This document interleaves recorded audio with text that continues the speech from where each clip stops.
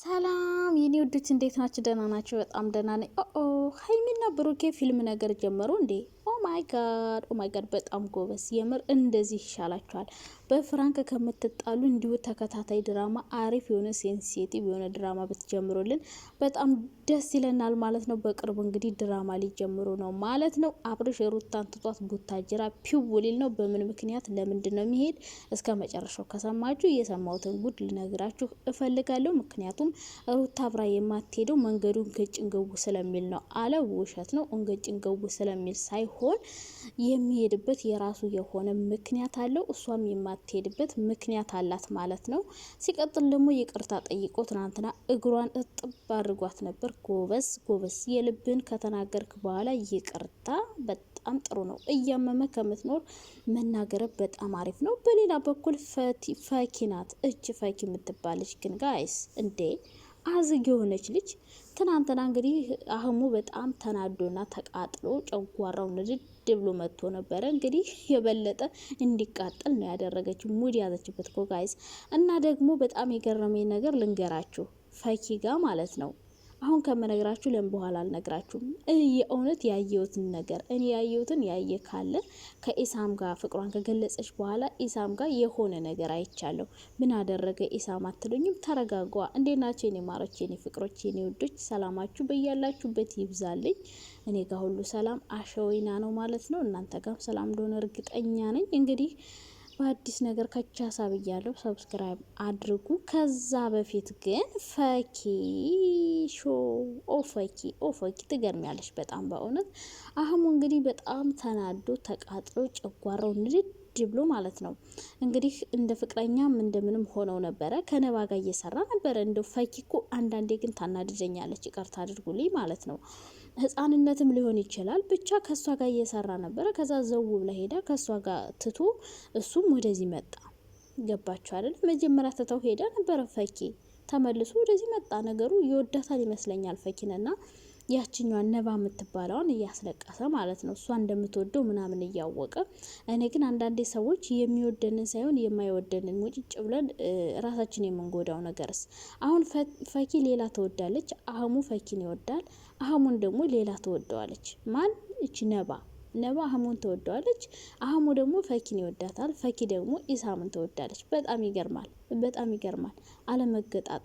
አለመገጣጠም እኮ እንደዚህ ነው ጋይስ። እና እንግዲህ ትናንት አህሙ እንዳያችሁት እየተንጨረጨረ ነበረ። እሷ ግን ምንም አልመሰላትም። ገባችሁ? አያችሁ? የማይወዳችሁ ሰው ማለት ነው።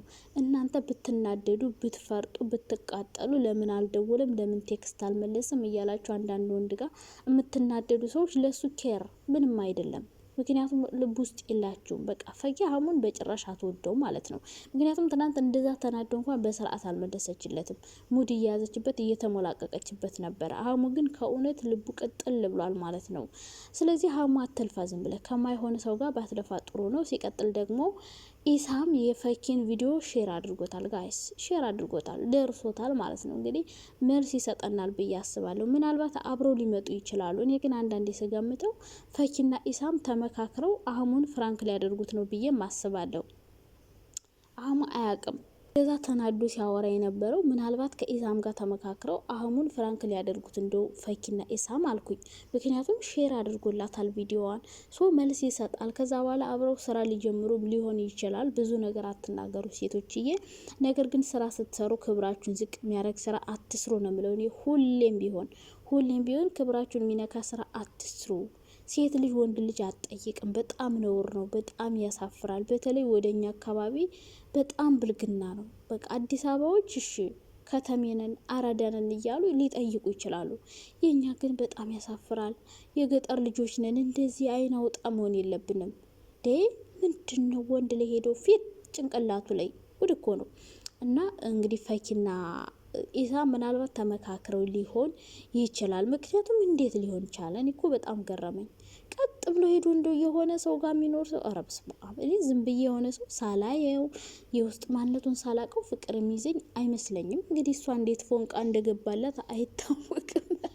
በእርግጥ ልጁ ሸበላ ቆንጅዬ ነው፣ ግን ስንት ሰው እያለ ከሱ ጋር ሄዶ እንዴት ልቧ እንዳረፈ አላቅም። እንግዲህ ፈኪ ያሳካልሽ ከሆነ አንዴ ሀሙንም ጎድተሸዋል፣ ግን እንደዚህ ማድረግ የለብሽም። ከሱ ጋር ከሆነ ከሀሙ ጋር መለጣጠፍ የለብሽም። ብዙ ሰዎች ግን ትገርሙኛላችሁ። አብራችሁ መቀጠል ሰው ጋር ትለጠፉበታላችሁ። ወንድ ልጅ ነው በቃ እንዴ ስትለጠፊበት ደረቱ ላይ ፍቅር የማይዘው ሰው አለ እንዴ? ጋይስ ተረጋጉ እንጂ ሴቶች አትለጠፉ። በቃ የማታገቡት ሰው ከሆነ ርቀታችሁን ጠብቁ። በቃ ርቀታችሁን ጠብቁ። ሰው አትግዱ፣ ወንድ ልጅ አትግዱ። ወንዶችም እንደዛው ሴት አብራችሁ ማትቀጥሉ ከሆነ እሷ ጋር አትለጠፉ። ተዋት በቃ። ሌላ ጓደኛ እንዳላችሁ ንገሯት፣ አስረዷት። እንደማትፈልጓት ሁሌ ንገሯት። ተወቅ ይግባት። ተግባባና ሌላ ደግሞ አብርሽ ሩቲ እነሱ መቼም ከኔ አንደበት አይወጡ። አይ የኔ ማሮች፣ የኔ ፍቅሮች ትናንት ደግሞ እንዴት ነው ያማረብሽ! አመድ መስሏል ፊትሽ የኔ ቆንጆ። እና እርግዝናው ነው መሰለኝ። እና አብርሽ እንግዲህ ይቅርታ ጠይቋታል እኮ። ይቅርታ መጠየቅ ጥሩ ነው የእውነት። አንተ በሚዲያ ወጥተህ ታዋርዳታለህ እንደ ሚስጥሯን ዝርግፍግፍ አድርገህ ላትናደር ነው። እና እግሯን አጠባት፣ ይቅርታ ጠየቃት ምናምን። ኦኬ በጣም ደስ ይላል። ይሄ ሁሉ ነገር ግን ተደርጎ ትቷት ሊሄድ ነው። 15 ቀን ትቷት ሊሄድ ነው። ለምንድን ነው ትቷት የሚሄድ? ለምን አይወስዳትም እያላችሁ ነበረ። ነገርኳችሁ እኮ በቃ ቤተሰቦቿ ጋር ሳም መሄድ አትፈልግም። ወንድሟን ያኔ ያለ ስሙ ስም ሰጥተው እንዲህ አድርጎኝ ደብድቦኝ ገልፍጦኝ ብላ አባቷን፣ እናቷ ብቻ ናት ፒስ። እናቷ እኮ ናት አዲስ አበባ የመጣች። ለምን እሷ መሄድ አትፈልግም? አባቷ ጋር ጸምናት፣ ወንድሟ ጋር ጸምናት። ብቻ ግን እግዚአብሔር እኔ የምር ግን ሩታ ማለት ነው እንደ እህት ስመክርሽ መቼም እኔን የእሷ ጠላት ነው የምታረጉኝ። እንደ እህት ግን ማለት ነው እኔ ጠላት አይደለሁም። ሲያጠፉ እናገራለሁ። ተግባባና እንደ እህት ስመክርሽ ግን ማለት እኔ ቆንጆ አሁን እንደዙ አርጉዘሻል፣ እርጉዝ ነሽ። ወንድምሽንም አባትሽንም ሄደሽ እግራቸው ስር ወድቀሽ ይቅርታ ጠይቂ። ገባሻ? መሸሽ አያዋጣሽም። እስከ መቼ ነው እሱ ተደብቀሽ የምትኖሪው? ሄደሽ ይቅርታ ጠይቀሽ ቤተሰቦች ጋር ፏ ብለሽ ምናምን ነይ።